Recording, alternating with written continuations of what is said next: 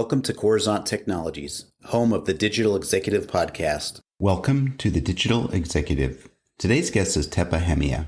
Teppo Hemiä is a technology and business executive with 20 years of experience from creating, developing, and delivering innovative global technology products and solutions. He has experience from several successful business model creations and turnarounds, from early requirements to delivery, from a startup to an established business with $500 million top line.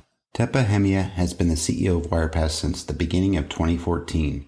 Wirepas is already recognized as a disruptive, autonomous device connectivity enabler for the billions of connected IoT devices. Well, good afternoon, Teppo. Welcome to the show. Thank you, Brian. Thanks for having me. Absolutely. This is exciting. And what's really cool, again, I get to leave virtually my country to visit your country right now. You're based out of Finland. So thank you so much for jumping on the show today. And I want to just jump right into these questions here, Teppo. Let's talk about your career a little bit, your background in technology, a chief architect, board of director, and now you're the CEO and board of director for Wirepas. Could you share with our audience what drives you and what has contributed to your success? Sure. Well, what drives you is, of course, subjective matter. But I think that if I simplify, that what you need is innovation and business mindset. And innovation is not only technology or product innovation, it's about improving anything and everything needed. And it's a quite continuous thing. And well, business then is often the best measure how well you are doing as a full organization. One business leader some 10 years ago told me that, innovation and business can be translated to other important words as well. And what he meant was that innovation comes from passion and business comes from trust. So if you keep those in mind, you should get pretty far. So, like passion for the best products for the markets you are working for really brings innovation. And I have been lucky having teams around me with whom we have always found a recipe to make the best products and market fit as a result, leading products. And indeed, it has been about passion and business if I go back to this wise gentleman. So we had a single internal customer at Nokia at the time when we were doing system on chips, and yet they were the best chips at the time. Then with another team, we had a handful of mobile phone manufacturers as a customers when we were doing mobile platforms at ST Microelectronics.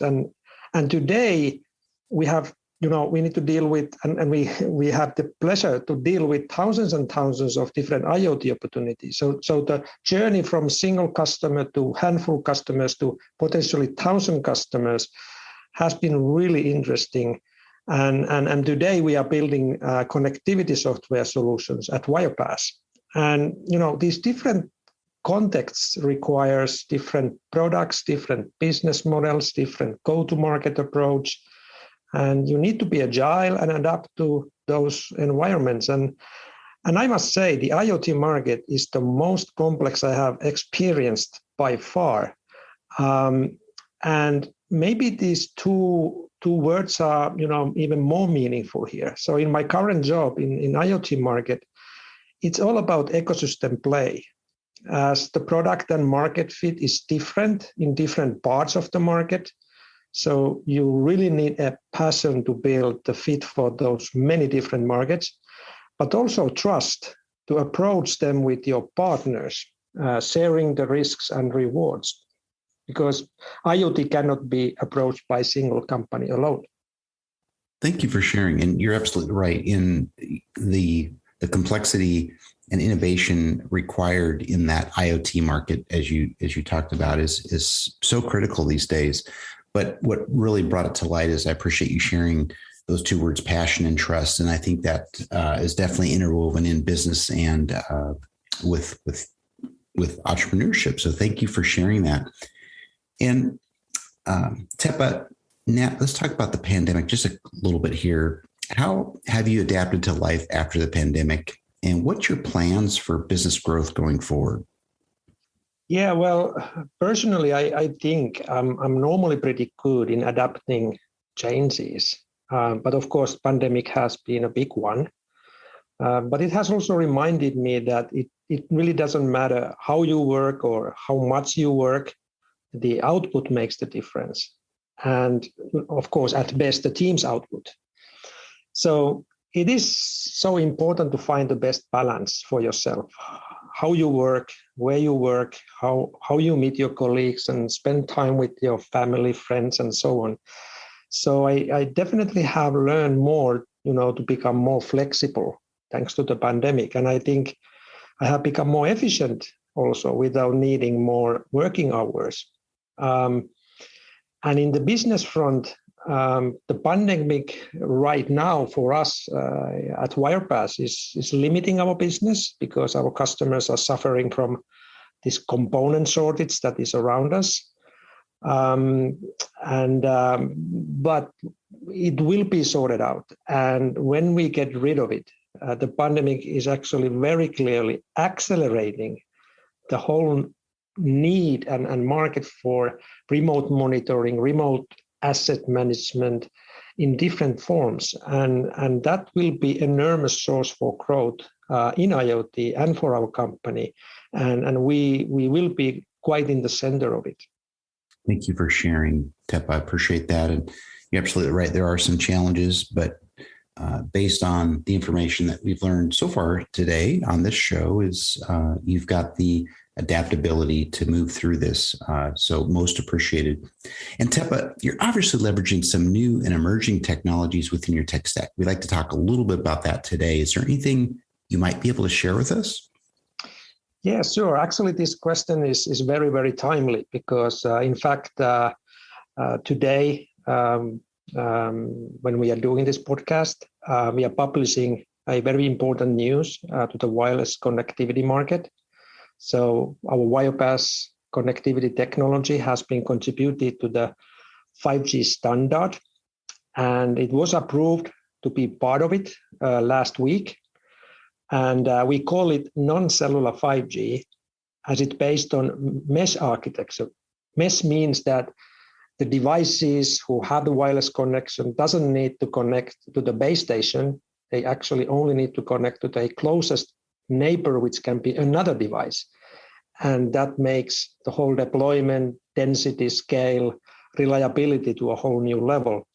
And every device that is joining this type of a network is an access point to the other. So it extends the network. And that will disrupt the 5G offering as first time it enables, for example, large-scale sensoring type of applications in a very affordable way. So we are on a mission to take 5G to a new level of cost or new cost level, which is, about 1/10 of the traditional cellular solution cost when it is applied for IoT use cases. And this will change many industries. Hospitals, as an example, become more efficient thanks to the asset tracking. Nurses know where the wheelchairs are, the beds, pumps, so forth. So it sounds like a simple, small stuff. But the same happens in factories. The downtimes are reduced thanks to the affordable condition monitoring. So it's a no-brainer to connect every motor in the factory instead of only few.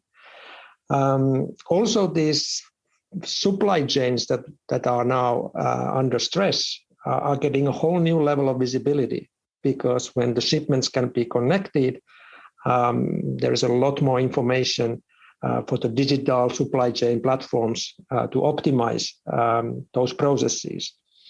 And in all that together, it also have an important sustainability improvement for all of us. So IoT and affordable connectivity can move the needle quite a bit in different industries by improving efficiency and, sometimes completely removing wiring. And all that together gives better sustainability as well. That's amazing. And, it's interesting. We're on the show today and you're talking about this announcement with your product's approval in the 5G space. So I appreciate you sharing that. And that's so amazing and can't wait to get this podcast out there. So, Teppo, last question here. Can you share something from your career experience that would be helpful for those looking to grow their career in either tech or leadership?